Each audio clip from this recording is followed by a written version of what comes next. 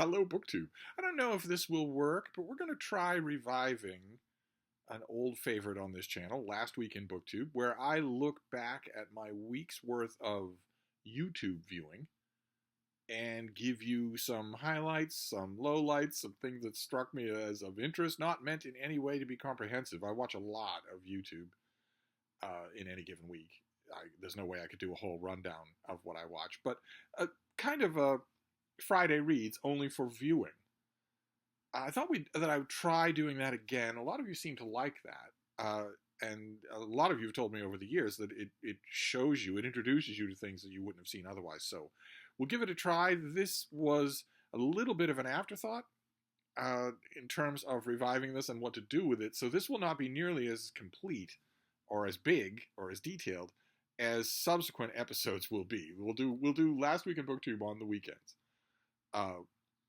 If we keep doing it. If I keep doing it. So we'll do this in 3 segments. One will be the world, because like a lot of people, I look at a lot of news of the world, developments about the world, through YouTube.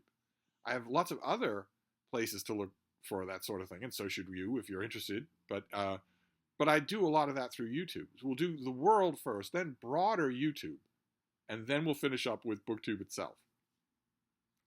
And in the world, there are, once again, 2 major stories that in this last week continue to dominate at least my news intake. One is international tension with Israel at the heart of things. Now, for a while, that was armed conflict, the specter of armed conflict between Israel and Iran. Drones in the air. Things being knocked out of the air, very hurried and very tense international negotiations being done to stop this from igniting the region, which a war between Israel and Iran would certainly do. It looks like that has been forestalled, that has been mired into conversation as opposed to edge-of-the-seat action, which is just what you want. And for a little while, as weird as it feels, that was a relief of a sideshow from the main story involving Israel, which is Israel's annihilation of the population of Gaza, which it is still characterizing as a relentless, virtuous search for hostages.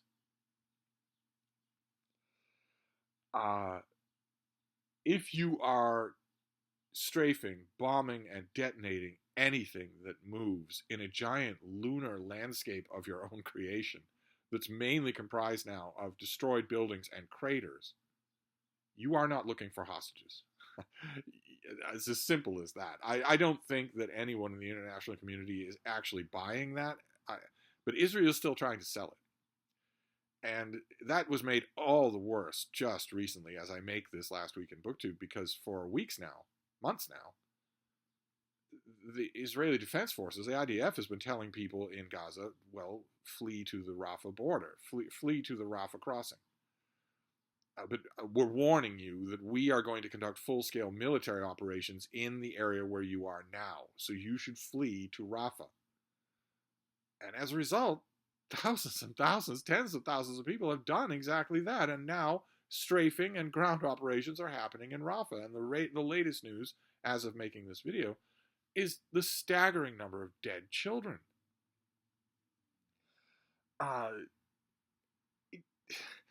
We don't want to start off on an explicitly grim or an explicitly political note here, but I think it goes without saying that the IDF's actions, the Netanyahu government's actions since October 7th, have been increasingly indefensible.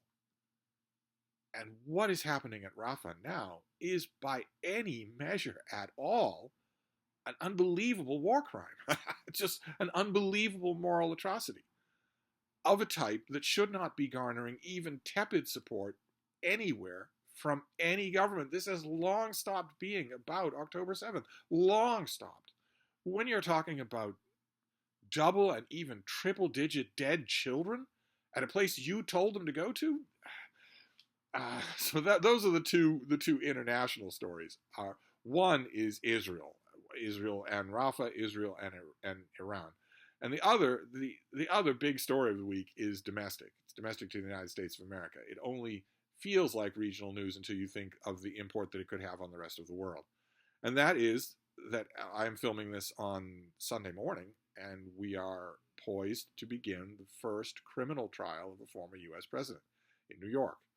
Former President Donald Trump will go on trial. Opening arguments start on Monday. He has done everything he could to stop this trial from happening. But it has not stopped. It is going to happen.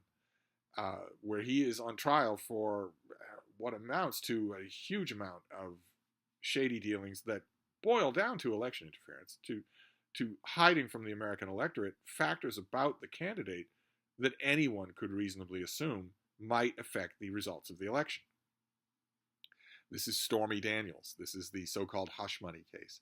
And it is no longer, in only 15 hours, it is no longer theoretical. It is no longer a subject for pundits. In only first thing on Monday morning, this trial starts. Everyone gets sworn in, the jury gets seated, and opening arguments begin with defendant Trump either in his seat at the table or fugitive from justice with a bench warrant. And the main question revolving around this trial now, I myself don't have any questions revolving around this trial. I think I know exactly how it's going to go, and I've made my 2 predictions. One is that in the probably month-long duration of the trial, a juror will be murdered by Trump cult, by a red hat.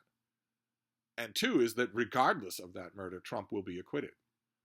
Those are my 2 predictions. You might disagree with them, but the speculation around that story now is, in the time while this trial has been ramping up and while jury selection voir dire has been started and trying to go on, people immolating themselves in front of the courtroom and whatnot, Trump has been engaging in what we all just now write off as normal behavior for him. It's utterly unthinkable that any former president would ever have acted this way. Mob behavior.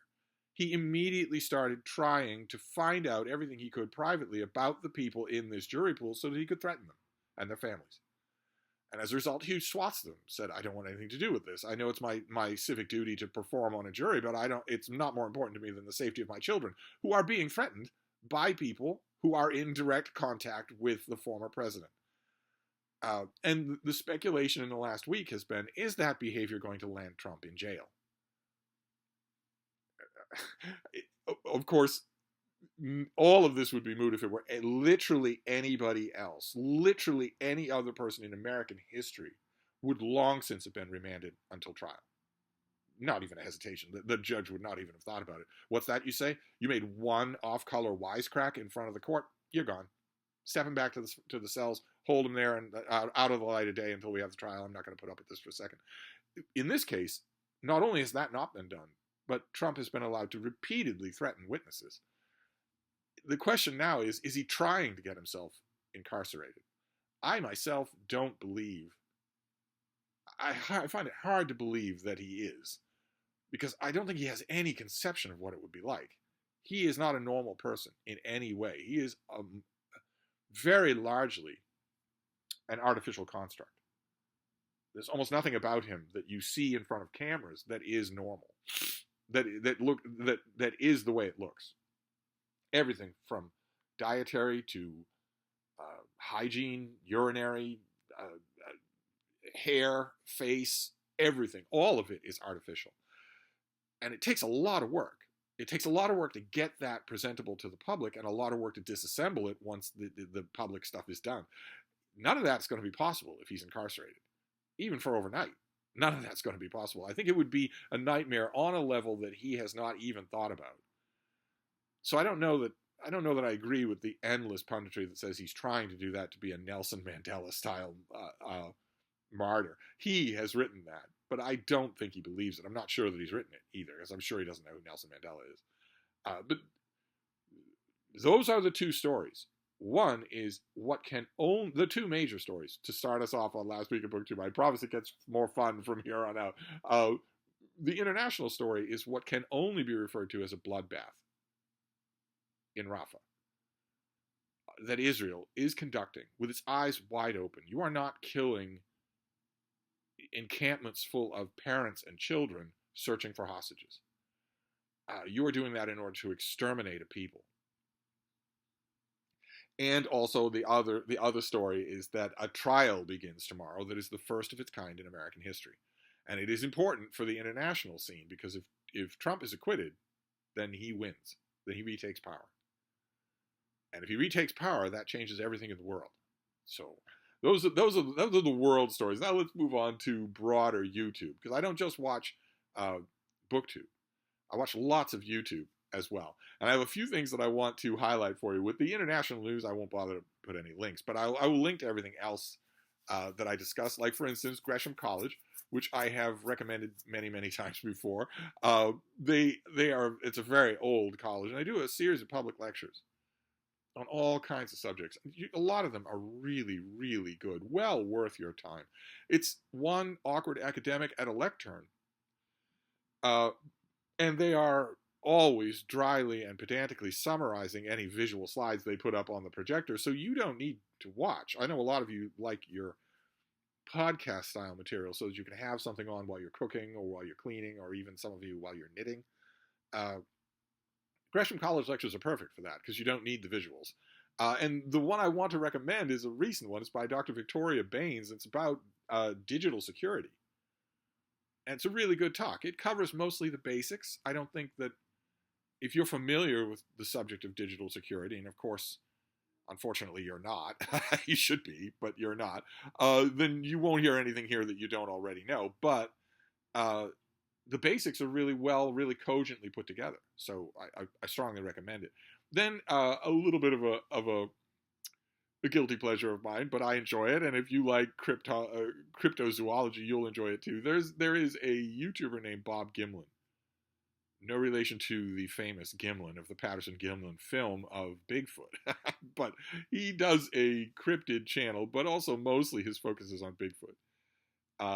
He has a dry, raspy, monotone delivery style, and he uses graphics instead of putting himself on camera. But I like the way he thinks about a lot of this stuff. He is a believer in a lot of cryptids, and definitely in Bigfoot, in terms of Bigfoot being a natural creature, Sasquatch being an undiscovered species of hominid, not a supernatural being or a vortex being or anything like that. And so he doesn't upload all the time, but when he does upload, it's worth watching. I like him. I enjoy him quite a bit. And he looks at recent Bigfoot technology or evidence, recent Bigfoot clips of one kind or another. He's a pretty exhaustive, demanding critic of a lot of those clips. And one came up from the upper Midwest, the Autrain Falls.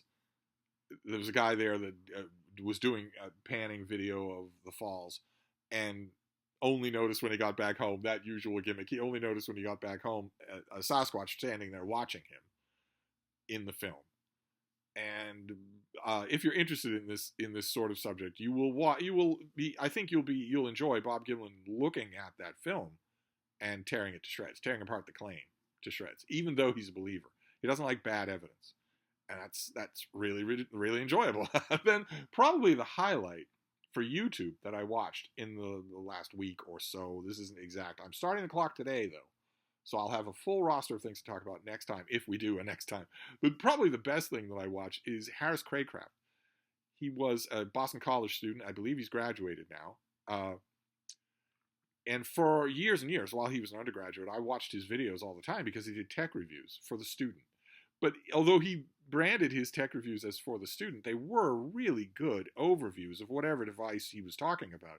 Really more congenial and watchable tech overviews than almost any other review that you would get on that device. Not drowning you in tech specs and data, but really talking about the user experience. And he did a broader video just a few days ago called You Need a Philosophy of Technology. Leaned heavily on Cal Newport's book Digital Minimalism, which you've heard about on this channel many, many times, and which I think probably would behoove a lot of you to read. I think it's the book that Cal Newport would probably be remembered for. But Harris Craycraft expanded on it as well, and in really intelligent ways, saying that, we just add on this tech. Most of us backed into it, especially of a certain age group. He's not of that age group. He's very young. He doesn't remember life without tech. A lot of his viewers do. I certainly do. And those of us who are old enough to remember life without tech backed into it sort of piecemeal. We didn't decide one day, okay, now I will add X, Y, and Z pieces of tech. No, we added them on in a hodgepodge kind of manner. And even young people, they've grown up in this world. They don't think about entering it. They enter it just de facto. And the underlying idea of his video is that has led to a situation in which a lot of us have never actually sat back and thought about what our relationship to technology is and what we want it to be, what it should be. And that's what this video does. It does a really good job of it. It's well worth your time to listen to. And then the other broader YouTube thing, I think you could probably, it makes a good bridge to BookTube because it's all book related, but that would be the Cedarburg Public Library in Cedarburg, Wisconsin, which has a radio station, Cedarburg Public Library Radio. And for that radio station, my producer and I do a weekly book show, Books of the Week. And I wanted just to point out again, I'll leave a link that our latest episode, usually episodes come out on Friday, and our latest episode is up. That was all that I had made a note to mention in this section of Last Week in BookTube until right before I started filming, when I started seeing a weird reaction to this latest episode. I wrote and asked my producer if he's seeing that same reaction on his end. He hasn't got back to me because Sunday is an all-you-can-eat buffet kind of day, so he's probably busy driving from one to the other. But I myself have got a lot more response about this latest episode than any other previous episode. And a lot of the people who have been contacting me about it have been saying the same thing, which is not that this episode was particularly standout in any way, but that this episode has made dozens, I'm well over a dozen people now emailing me this, that has made people realize not so much that this episode was any standout thing, but that this show is going to be reliably enjoyable. I guess I understand that. There is always a point like that on any production where you're watching and you're thinking, all right, is this just a fluke? Am I going to keep enjoying this? And then there comes a point when you realize, yes, I am going to keep enjoying this. So that's been very, very gratifying. And that's new. I made the note about CPL Books of the Week before I realized that was the drift of the emails that I'm getting. So very nice that people are enjoying this show. Very, very nice. We're certainly going to keep foisting it on you. That's for sure. And that would make a good bridge to BookTube. There's another bridge that would work for BookTube because the idea was suggested on BookTube to me by a viewer of my BookTube channel. And that is the rabbit hole of the week. If we're going to do this subheading, the rabbit hole of the week for me would be something called the Smiley Face Killers, which is different from the Happy Face Killer. There is a serial killer called the Happy Face Killer. This is not that. This is something else. This is a theory that was put forward by a couple of retired detectives who saw a bunch of apparently routine deaths. Young college men getting drunk with friends, wandering away from their friend group when the night was over, and ending up drowning. So the broad story would be in Wisconsin or Iowa or Illinois or Boston. The broad story would be so-and-so goes out with friends. He's a perfectly normal guy. He doesn't have any issues. He's young. He's bright. He's athletic. He's well-liked. He gets hammered with his friends like he does. It's not unusual for college-age men to do that. And then when the night is over, he wanders away from them. That is one of the key elements of the Smiley Face Killers, is that the young man in question ends up isolating himself from any potential help. He ends up wandering off in the wrong direction, away from friends. And then his body is found in a body of water, sometimes very far away from where he was last seen, sometimes dozens and dozens of miles away from where he was last seen, and sometimes very long after he was last seen, a month later. And these two retired detectives saw a lot of these cases and suddenly started connecting them. How likely is it that even a drunk young man who needed, let's say, to go down an embankment and urinate in the nearest body of flowing water, how likely is it that he would drown in that body of water? How likely is it that that would even happen? How deep is the body of water? How determined would you have to be to get where you would have to go in order to get into that body of water? In several of the cases that these detectives started pulling together, that involves a lot of gymnastics. You have to climb a chain link fence. You have to scramble down a huge embankment to get to the water. Sometimes you have to wade out a long way to get to where the current could do anything to you. That's one element that these detectives started to look at that doesn't make any sense. Didn't make any sense to them. Sure, young men drown. Drunk young men drown. But this situation over and over again, another element they looked at is how many people reported someone lurking around them. So you can probably hear the barking. That's Boris and Mowgli. They go to an enclosed space and just bark at each other. they romp with each other and they bark at each other. They're adorable. That's not any distress. If you can hear that, that's Boris and Mowgli. Frida always screams at them when we go by while they're playing. They do not understand why she doesn't want to join them. And she doesn't understand what they're doing. They are both adorable. Anyway, another element that these two detectives noticed is that often eyewitnesses would point to a van following one of the young men, or seemed to be following one of the young men, or a car following them. And another element, perhaps the most damning, is that often the bodies, when they were found, did not show commensurate decomposition to how long they were gone. So a body of one of these missing young men would be pulled out of the water 40 miles away from where he was last seen. And although he was last seen a month ago, the body had 2, maybe 3 days of decomposition. So leading the detectives to think, well, maybe these these young men are being taken, held, and then their bodies dumped in the water. And the reason this has the name that it does is because in rough proximity to a lot of these bodies was smiley face graffiti. And the detectives are hinting at an organized ring of serial killers. So not a maladjusted individual acting out on impulses, but a ring of people who are stalking these men, isolating these men, doing something with these men, and then drugging them and dumping them. A lot of the bodies had drugs in their system, not just alcohol.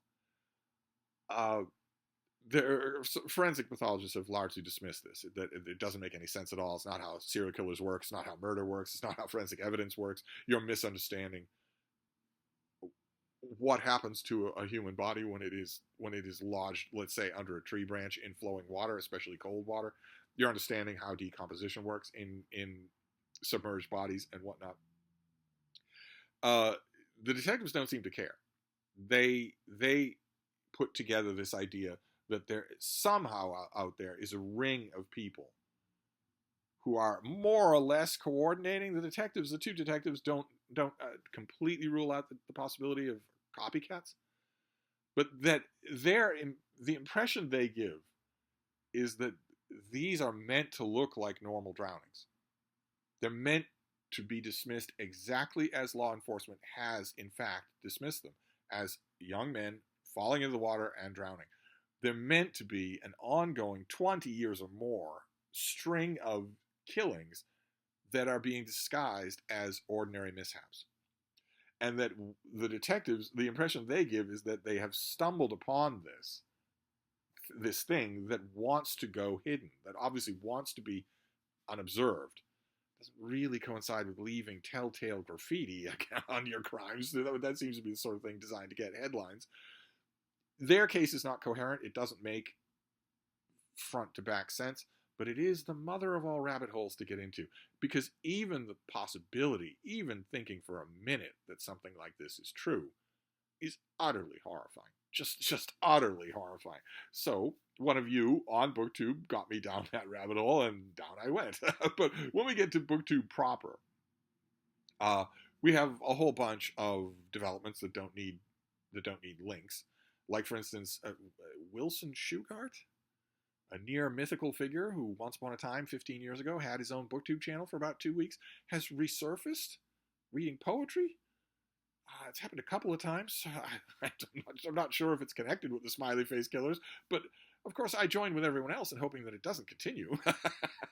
And of course, this marks, I believe, Micah Watch Week 3. I believe it was 3 weeks ago that a booktuber named Micah Cummins made a video saying, I'm back, and has not been seen since. Michael K. Vaughan, of BookTube popularity. I'm sure if you watch this channel, you watch his. He's known for his book reading projects. He has lots and lots of ongoing reading projects. He has started 2 new ones. One is called Phoning It In which he makes a vow that he will read every book in which telephones appear. And the other is Ants in Your Pants, a reading project that he has started in which he will read every book in which ants appear, especially given that it's Michael K. Vaughan. Giant mutated ants. So we'll see how he goes. We wish him the best. Another BookTube phenomenon that I noticed last week, very approvingly noticed, there's a little BookTube thing called Poetry Thursday, where a handful of booktubers get together or not get together, but decide on Thursday to read a poem. Just read it or read it and discuss it. Of course, yours truly, I don't just read anything. I read and discuss things. So I've been reading and discussing poetry as well. And I noticed last week there were a few more people did Poetry Thursday than usually do it. I don't know what to attribute this to, but one Poetry Thursday video in particular that I wanted to draw your attention to, I'll leave a link for it, was Tony at an Erudite Adventure, who's a massive J.R.R. Tolkien fan, and he decided to read I Sit Beside the Fire and Think, which is a poem embedded in The Lord of the Rings. A very old Bilbo Baggins has written a poem about pondering an end to things, pondering when winter comes without a spring that I shall ever see. I love the poem. Hearing it read on BookTube in isolation from the whole of the book made me realize how often I think about this poem and how much more I think about it now than I did a million years ago when The Lord of the Rings was first being published in the United States and I read it for the first time. I read it for the first time then and thought nothing of it at all. I thought it was a charming ditty, but I didn't think anything more of it. And now, well, it speaks a lot more closely. When you suddenly know that you've lived more years than you're going to live, that's a weird feeling. A young reader will not have that feeling, will not know what it feels like.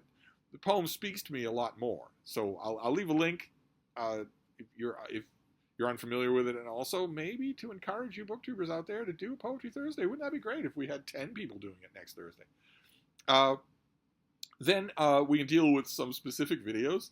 Omnivorous Reader did a review of Rendezvous with Rama by Arthur C. Clarke that I thought was quite good. I'll leave a link to it. Started off by saying that not everything that Clarke writes is scintillating or has ever moved her. I'm in the exact same position. I have a lifelong opinion of Clarke's writing as being incredibly workmanlike. But this review did what all the best reviews do, which has made me think, maybe I should reread Rendezvous with Rama. Maybe I should, not necessarily because I agree with all the points that were raised, but because there are points to be raised. Maybe it's time to dust it off and look at it again. Then there was a somewhat bitter BookTube event, An Active Mind. The channel An Active Mind did a book haul, and it was a really big and really good book haul. You might ask yourself, well, why would that be bitter? Don't you love book hauls? I do love book hauls. I do a lot of them myself. Now, the bitterness comes from the chaos that An Active Mind has thrown into a normal pattern on this channel, which is Bro Watch. I make a series of videos on this channel. I haven't done many of them in the last 10 months, but I make a series of videos on this channel called Bro Watch, where I find a brotivational speaker who happens to be wandering into my patch, which is books, and I pick apart one of their videos and rip them to shreds. I tried to do that with An Active Mind when he talked about books, and I couldn't do it, because his video made a lot of sense and was nice and personable. And Brock has made things even worse by being nice and personal. It's not that his videos seem that way; it's that he is that way, which has thrown. It's wonderful. It's wonderful to make a new friend, but it has thrown Bro Watch into utter chaos. As many of you have emailed me and said, "Oh, this kid, Who knew he'd leave such a friendly comment on your video? Who knew? He must be messing with you. You got to find somebody really bad and do a full-length BroTube video about it. And I do. I absolutely need to do an absolutely savage bro watch video. It's more savage than it normally would be, and they will be paying the price for an active mind being such a nice guy. But his book haul was wonderful, so I'll leave a link to that. And we can finish up with another channel. I don't know that they're explicitly BookTube. They talk only about books, so it could be. I don't know if they've ever identified themselves as BookTube. It's a two-person show, and I believe it can be watched easily or listened to as a podcast. It's Two to Ramble. And they did a review. We'll finish up with just another book review. They did a review of A Shadow Rising, the fourth book in the Wheel of Time series by Robert Jordan. And what can I say about their channel? They're brass-plated, dew-carrying, card-holding dorks. In the best possible sense of the term. In the best possible sense of the term. And so you get an uber dorky review of Shadow Rising.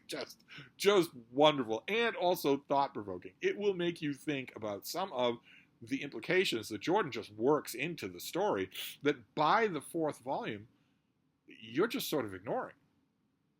And that maybe you shouldn't ignore. It was really entertaining, and it was really good. A really thought-provoking review. The channel, all these channels are well worth a subscription from you to see what they come up with next. So there you go. We're end with just a few BookTube items. Reviews, a few more ongoing projects from Michael K. Vaughan, etc., etc.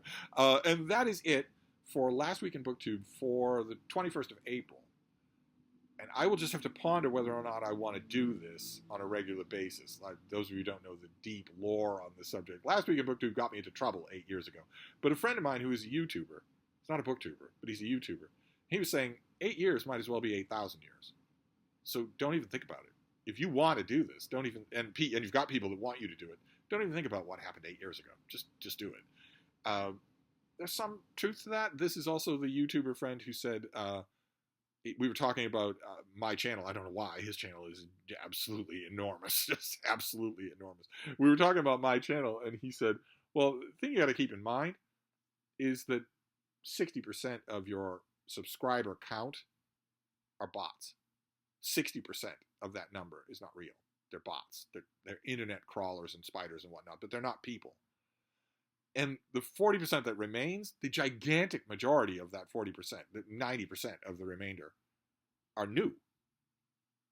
The number of people who have been around your channel from the beginning is going to be tiny. It's going to be absolutely minuscule. And he spoke with authority. He's been at this a long time. He hasn't made as many videos as I have, but no one has. But I wanted to push back a little. I didn't because I was asking him for advice, so I didn't. But I wanted to push back a little that I honestly think something strange might be going on with this channel and a few other channels on BookTube specifically. I think there might be more of a personal connection going on here than he thinks is possible on YouTube as a platform. In other words, I fully believe about the 60% bots. But I think when he says the 40% that remains, 90% of them are new, I think he might be wrong about that. I think he's probably right about that when it comes to general YouTube. But when it comes to our little corner of BookTube, I don't think that's true. I think a lot of people probably remember Last Week in BookTube. Not just from the last time I tried to revive it, but from 8 years ago. I think a lot of people watching this channel probably do. Not a lot numerically, but a larger percentage of that 40% than he thinks. But it was fascinating either way, and I don't know what to make of it. I think this is kind of fun as a video equivalent of Friday Reads. I think this is a kind of fun equivalent of that. And if it brings to your attention things that you would not have known about, so much the better. It also gives me a chance, just as a critic, to analyze and also sing the praises of things that I don't talk about on my channel. Otherwise, I think it's a natural thing to do. But I worry about all kinds of elements involved in it. So, if we want to continue doing this, then I will. But that's my first attempt anyway, Last Week in BookTube. So I'll post this and we'll see what you make of it. And I'll be back. Thank you, BookTube.